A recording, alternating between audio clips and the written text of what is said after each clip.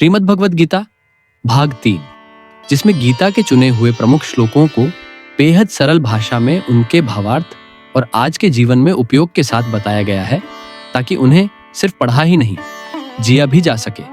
पहला है कर्मण्येवाधिकारस्ते मां फलेषु कदाचन मां कर्मफल हेतुर्भुर्मा ते संगोस्त्व कर्मणि। अध्याय 2 श्लोक 47। इसका भावार्थ, तुझे केवल कर्म करने का अधिकार है, फल पर नहीं। इसलिए कर्म करते समय फल की चिंता मत कर और फल की इच्छा से कर्म मत कर। कर्म ना करने में भी तेरा कोई संबंध नहीं होना चाहिए।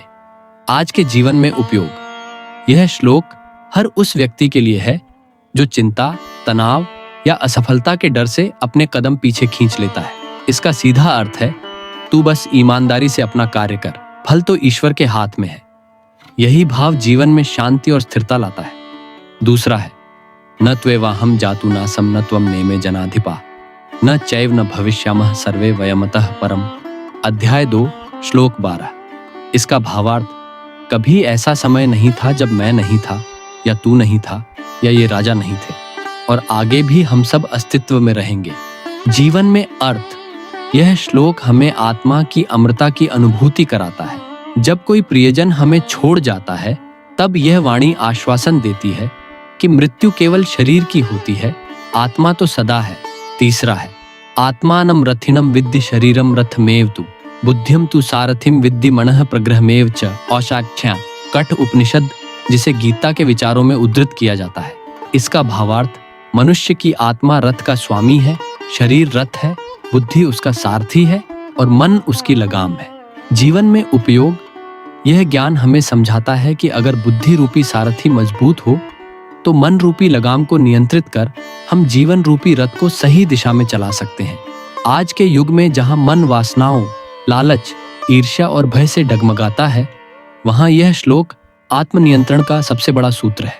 चौथा है विद्या विनय संपन्ने ब्राह्मणे गविहस्तिने शुनि चैव श्वपाके च पंडिता समदर्शिन। अध्याय 5 श्लोक 787। 18।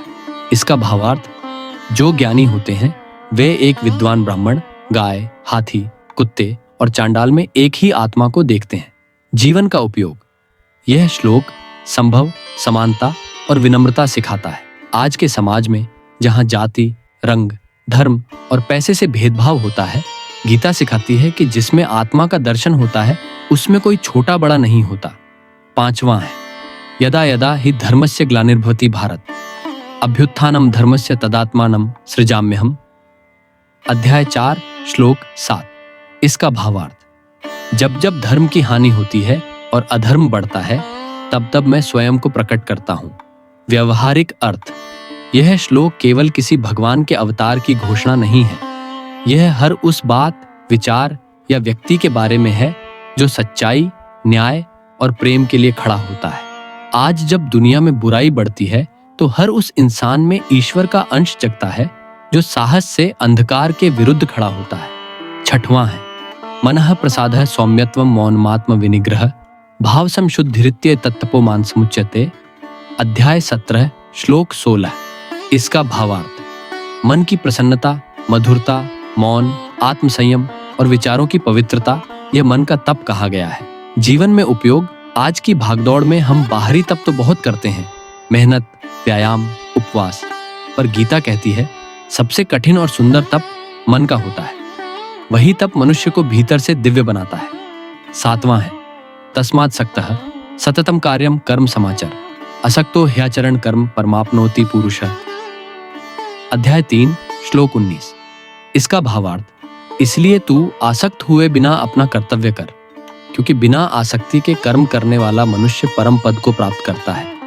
आज के जीवन में संदेश, चाहे नौकरी हो या सेवा, परिवार हो या समाज, कर्म करते समय यदि हम अपेक्षा से मुक्त रहें तो हमारा कार्य पूजा बन जाता है।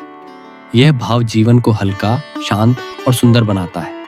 8वां है श्री भगवानुवाच मय्येव मन आधत्स्व मयि बुद्धिम निवेशय निवसिष्यसि मय्येव अत ऊर्ध्वम न संशयः।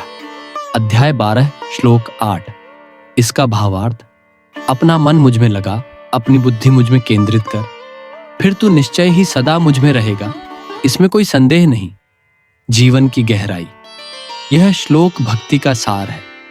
जो व्यक्ति मन और बुद्धि दोनों को प्रभु में अर्पित कर देता है, वह दुनिया के तूफानों से नहीं डरता। यह मार्ग केवल मंदिर जाने या भजन गाने तक सीमित नहीं, बल्कि हर कर्म, हर सोच में ईश्वर की उपस्थिति को अनुभव करने का मार्ग है। अगर आपको यह कथा पसंद आई हो तो वीडियो को लाइक करें और चैनल को सब्सक्राइब जरूर करें और कमेंट में लिखें जय श्री कृष्णा।